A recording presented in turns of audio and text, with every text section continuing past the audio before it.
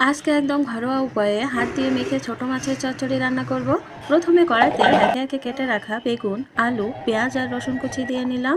এরপর এতে দিয়ে দিচ্ছি জিরা বাটা, স্বাদ মতো লবণ, হলুদ গুঁড়ো আর সামান্য লঙ্কা গুঁড়ো। ঝালটা নিজেদের মতো ব্যালেন্স করতে কয়েকটা কাঁচা লঙ্কাও দিয়ে নিলাম। এবার ছোট মাছগুলো আর খাঁটি সর্ষের তেল দিয়ে হাত দিয়ে খুব ভালো করে মেখে নেব। হাত দিয়ে মাখার এই স্বাদটাই কিন্তু আলাদা।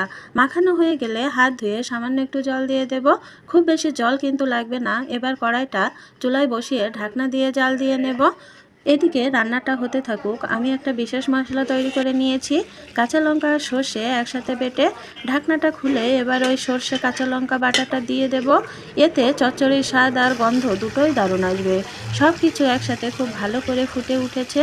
ঝোলটা যখন একদম শুকিয়ে মাখো মাখো আর ঘন হয়ে আসবে তখনই নামিয়ে নেব। ব্যাস, গরম ভাতের সাথে খাওয়ার জন্য তৈরি আমাদের জিভে জল আনা ছোট মাছের চচ্চড়ি।